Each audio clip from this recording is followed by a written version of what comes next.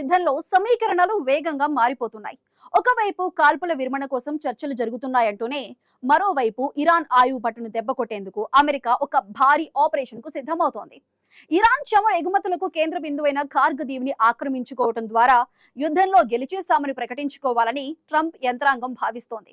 ఇందుకోసం అమెరికా తన అత్యంత శక్తివంతమైన 82వ ఎయిర్ బోర్న్ డివిజన్ ను వేలాది మంది మెరైన్ సైనికులను పశ్చిమాసియాకు తరలించింది. అయితే ఈ ఆక్రమణ ప్రయత్నాలను పసిగట్టిన ఇరాన్ తన మిత్ర దేశమైన యెమెన్ లోని హౌతీ రెబల్స్ ను రంగంలోకి దించుతోంది.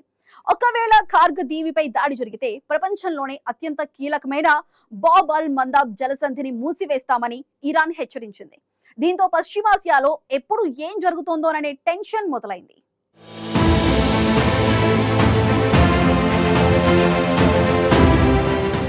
అమెరికా, ఇజ్రాయెల్, ఇరాన్ మధ్య పెరుగుతున్న ఉద్రిక్తతలు ప్రపంచ రాజకీయాల్లో కొత్త సమీకరణాలకు దారితీస్తున్నాయి.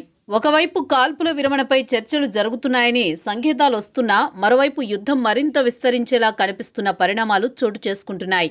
ఈ క్రమంలో పర్షియన్ గల్ఫ్లో ఉన్న చిన్నదైన అత్యంత కీలకమైన కార్గ్ దీవి ఇప్పుడు ఈ అంతర్జాతీయ ఉద్రిక్తతల కేంద్ర బిందువుగా మారింది.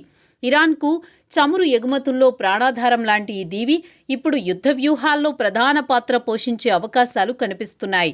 ఈ దీవిని లక్ష్యంగా చేసుకుని అమెరికా ప్రణాళికలు వేస్తోందన్న వార్తలు ప్రపంచవ్యాప్తంగా చర్చకు దారితీస్తుండగా, అదే సమయంలో దాన్ని కాపాడుకోవడానికి ఇరాన్ అత్యవసర రక్షణ చర్యలు చేపట్టడం పరిస్థితిని మరింత ఉద్రిక్తంగా మార్చుతోంది. కార్గ్ దీవి ఇరాన్ ఆర్థిక వ్యవస్థకు హృదయం లాంటిది. దేశ చమురు ఎగుమతుల్లో సుమారు 90% వరకు ఈ దీవి ద్వారానే జరుగుతాయి.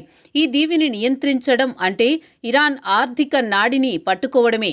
అందుకే ఈ ప్రాంతంపై అమెరికా దృష్టి పడిందన్న ప్రచారం పెద్ద ఎత్తున సాగుతోంది. యుద్ధాన్ని త్వరగా ముగించాలనే లక్ష్యంతో అమెరికా ఒక వ్యూహాన్ని సిద్ధం చేస్తోందని, ఇరాన్కు కీలకమైన ఒక ప్రాంతాన్ని స్వాధీనం చేసుకుని దానిని విజయంగా ప్రకటించి కాల్పుల విరమణ ప్రకటించాలని అమెరికా భావిస్తోందని విశ్లేషకులు చెబుతున్నారు. అందులో భాగంగానే కార్గ్ దీవి పేరుని తెరపైకి తీసుకొస్తోందంటున్నారు.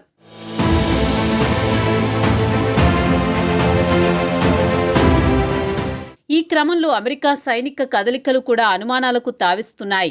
అత్యంత వేగంగా స్పందించే సామర్థ్యం కలిగిన 82వ ఎయిర్ బోర్న్ డివిజన్కు చెందిన సుమారు 2000 మంది సైనికులను అమెరికా సిద్ధంగా ఉంచినట్లు తెలుస్తోంది. అవసరమైతే 24 గంటల్లోనే ఆపరేషన్ ప్రారంభించేలా వీరిని మోహరించే ప్రణాళికలు సిద్ధం చేసింది. ఇదే సమయంలో యుఎస్ఎస్ ట్రిపోలి వంటి యాంఫీబియస్ యుద్ధ నౌకలు, దాదాపు 4500 మంది మెరైన్ సైనికులతో కూడిన యాంఫీబియస్ రెడీ గ్రూపును ఇప్పటికే పశ్చిమాసియాలో మోహరించడం పరిస్థితిని మరింత సీరియస్గా మార్చింది. దీంతో ఇప్పుడు అమెరికా ఏదో పెద్ద ఆపరేషన్కు సిద్ధమవుతోందన్న సంకేతాలు స్పష్టంగా కనిపిస్తున్నాయి. ఇదిలా ఉంటే అమెరికా, ఇజ్రాయెల్ కలిసి పశ్చిమాసియాలోని ఒక దేశం సహకారంతో ఇరాన్కు చెందిన దీవిని ఆక్రమించుకునే కుట్ర చేస్తున్నట్లు తమకు సమాచారం ఉందని ఇరాన్ పార్లమెంటు స్పీకర్ మొహమ్మద్ బాఘర్ ఘలీబాఫ్ ఆరోపించారు.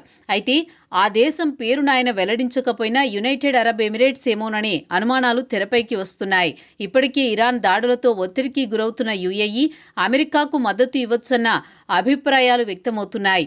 ఇదే సమయంలో ఎవరైనా తమ భూభాగాన్ని ఆక్రమించేందుకు ప్రయత్నిస్తే ఆ దేశంలోని కీలక మౌలిక వస్తువులన్నింటినీ ధ్వంసం చేస్తామని ఇరాన్ తీవ్ర హెచ్చరికలు జారీ చేయడం ఉద్రిక్తతలను మరింత పెంచుతోంది.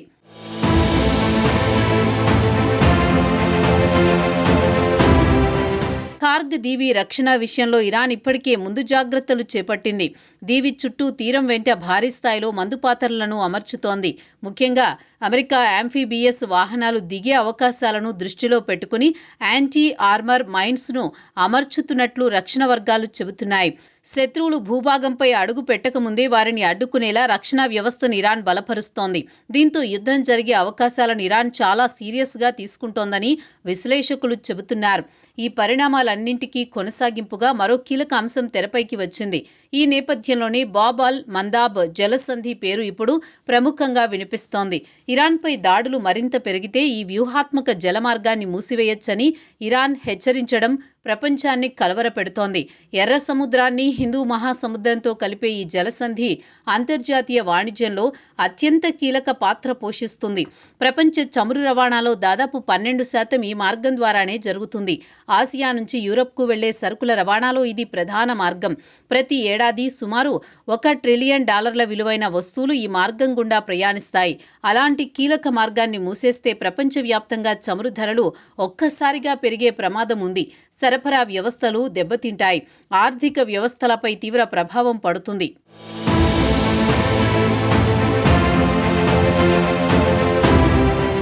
అయితే ఇరాన్కు ఈ జలసంధిపై ప్రత్యక్ష నియంత్రణ లేకపోయినా యెమెన్లోని హౌతీ తిరుగుబాటు దళాలపై దాని ప్రభావం ఉంది. గతంలో కూడా హౌతీలు ఈ మార్గంలో నౌకలపై దాడులు చేసిన ఘటనలు ఉన్నాయి.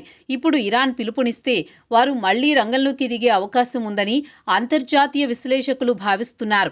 ఇప్పటికే హౌతీ నాయకత్వం కూడా అవసరమైతే యుద్ధంలో పాల్గొనేందుకు సిద్ధంగా ఉన్నట్లు సంకేతాలు ఇచ్చింది. దీంతో పరిస్థితి మరింత క్లిష్టంగా మారుతోంది. ఒకవైపు కార్గ్ దీవి చుట్టూ సైనిక ఉద్రిక్తతలు, మరోవైపు బాబ్ అల్ మందాబ్ వద్ద వ్యూహాత్మక బెదిరింపులు. ఈ రెండు అంశాలు కలిపి చూస్తే ఇది కేవలం ప్రాంతీయ యుద్ధంగా కాకుండా ప్రపంచ ఆర్థిక వ్యవస్థపై ప్రభావం చూపే సంక్షోభంగా మారే అవకాశాలు స్పష్టంగా కనిపిస్తున్నాయి. ముఖ్యంగా చమురు ధరలు పెరగడం వల్ల భారతదేశం వంటి దిగుమతులపై ఆధారపడే దేశాలకు ఇది పెద్ద సవాలుగా మారుతుంది.